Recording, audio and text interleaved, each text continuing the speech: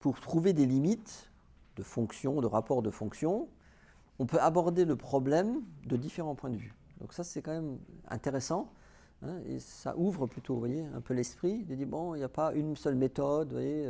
Alors, nous, on va regarder donc la limite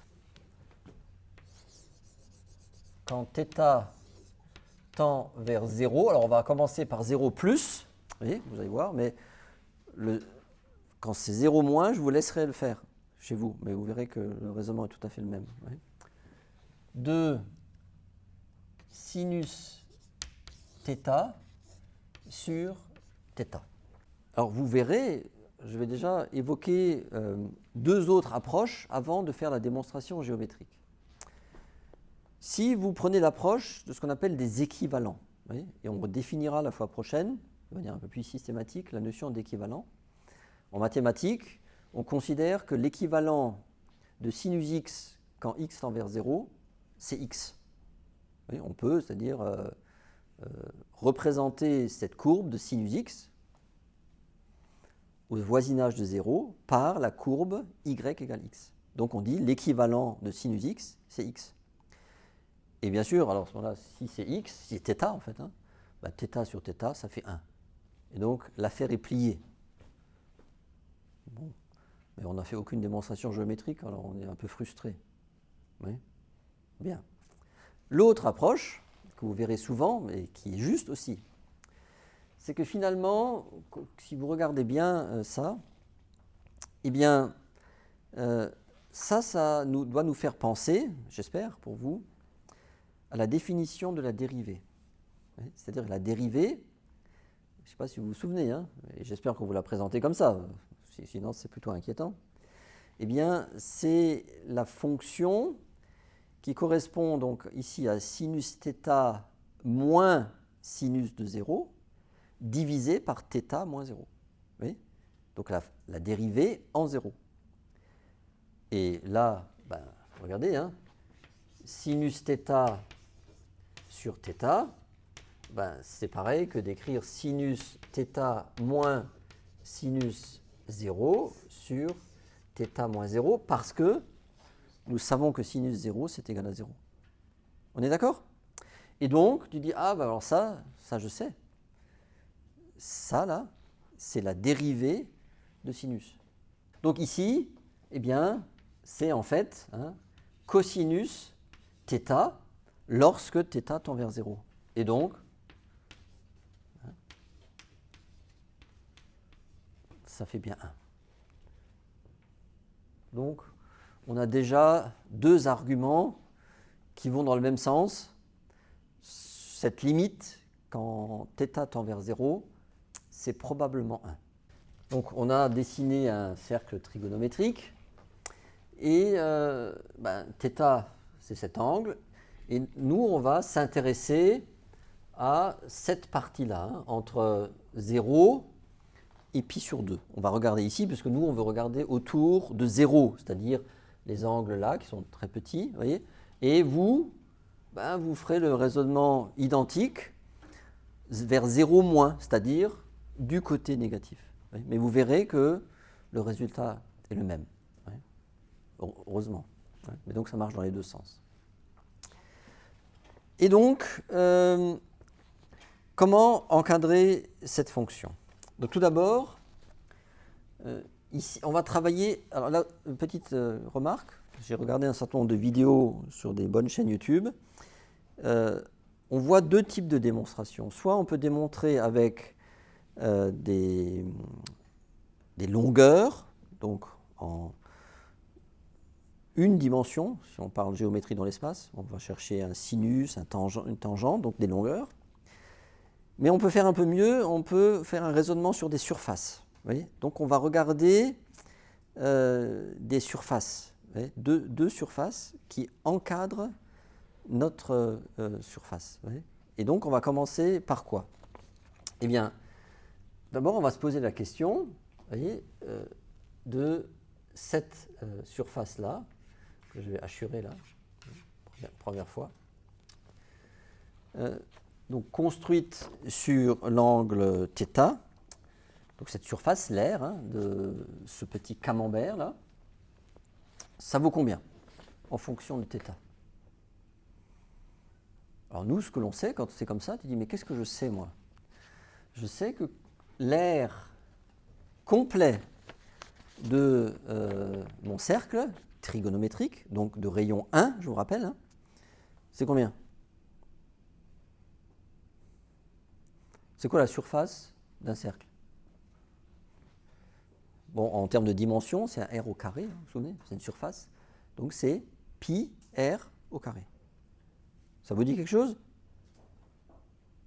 Si ce n'est pas clair, il faut revenir un peu aux bases, surface, vous voyez, de certaines formes géométriques de base, comme le cercle. Pi r2. Pour quel angle? Quand vous tournez complètement, surface donc du cercle, c'est pi r au carré pour un angle de 2pi. Vous êtes d'accord? Il faut suivre toutes les étapes du raisonnement, s'il vous plaît.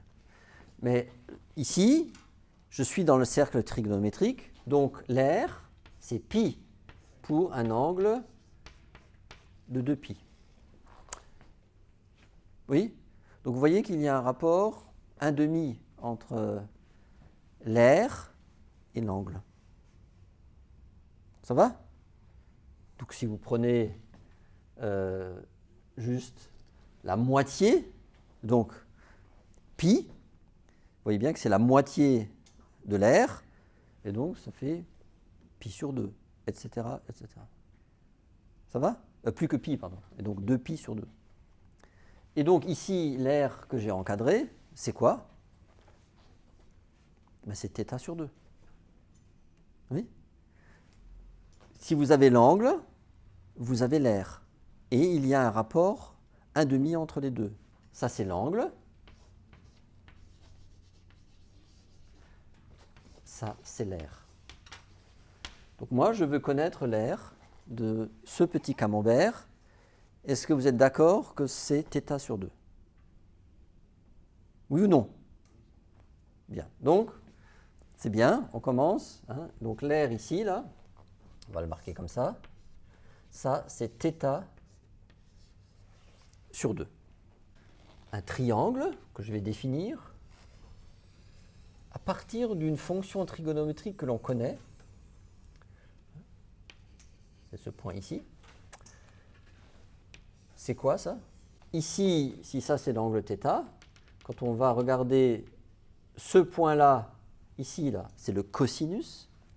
Et bien sûr, cette hauteur, hein, qui est la même distance que ça, c'est le sinus. Donc ça, c'est le sinus. Ça, c'est le cosinus θ. Et bien sûr, ça, c'est tangente θ. Est-ce que vous êtes d'accord pour dire que la surface du triangle construite là sur la tangente, cette surface est toujours supérieure à l'aire de mon camembert? Oui ou non? Vous voyez, ça va devenir de plus en plus petit, mais le triangle, il y a toujours cette aire-là qui sera supérieure, ouais, à l'aire qui est là. Ça va. Alors maintenant, on va calculer l'aire de ce triangle. Et on va dire l'aire de ce triangle est toujours supérieure à θ sur 2. Donc comment est-ce qu'on calcule l'aire de ce triangle? Donc le triangle OAB. Quelle est sa surface, s'il vous plaît? C'est 1, puisque nous sommes dans le cercle trigonométrique. On y va doucement, ça va? Et donc, ici, c'est donc base fois hauteur divisé par 2 du triangle OAB. C'est quoi donc? C'est tangente θ divisé par 2. Que on a bien que θ sur 2, d'accord, est toujours inférieur à tangente sur 2. Donc là, on a quelque chose, un triangle, une surface, une aire qui est plus grande que θ sur 2. Et maintenant, je vais chercher une aire qui est plus petite, mais juste un tout petit peu plus petite. Donc par exemple, je vais prendre, si ça, on va l'appeler ce point-là, C. Je vais prendre ce triangle, OAC, et ici, bien sûr, c'est la hauteur de ce triangle. Et la hauteur de ce triangle, nous connaissons sa valeur, c'est sinus θ. OAC, c'est donc la base qui vaut 1, comme d'habitude, fois la hauteur divisé par 2. Donc c'est sinus θ sur 2.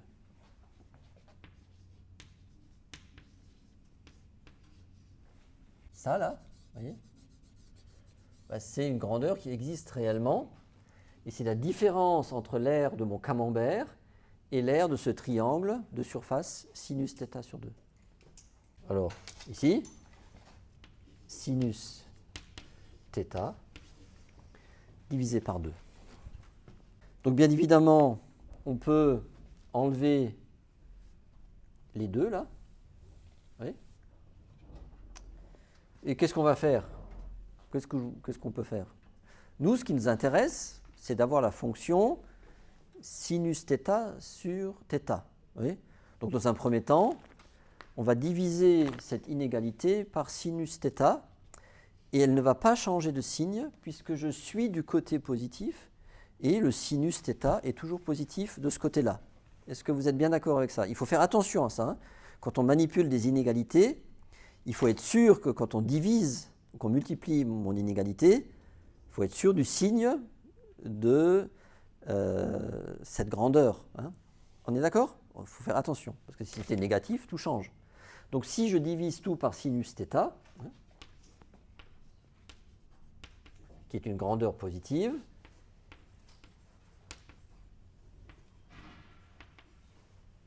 eh bien, qu'est-ce qui me reste? On va l'écrire ici. 1. Ici, θ sur sinus θ. Et ici, tangente θ sur sinus θ.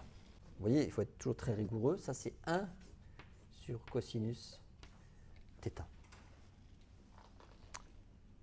Ça va? Et maintenant, eh bien, moi, ce n'est pas θ sur sinus θ qui m'intéresse, c'est l'inverse. Donc, si j'inverse, il faut que je change l'inégalité. Donc, 1 supérieur à sinus θ sur θ est supérieur cosinus θ. Ouais. Et quand θ tend vers 0, côté positif, ben ça, c'est 1, ça ne bouge pas. Cosinus θ, quand θ tend vers 0, ça vaut 1. Et donc, nous venons de démontrer que la fonction sinus θ sur θ est bien comprise entre 1 et 1 lorsque θ tend vers 0. Ça nous prouve, s'il le fallait encore, que la limite de sinus θ sur θ est bien égale à 1. Alors, limite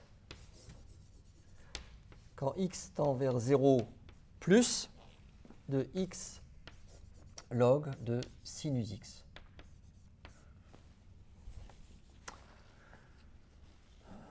Comme d'habitude, on vérifie tout d'abord qu'il n'y a pas une solution simple, que c'est bien une forme indéterminée.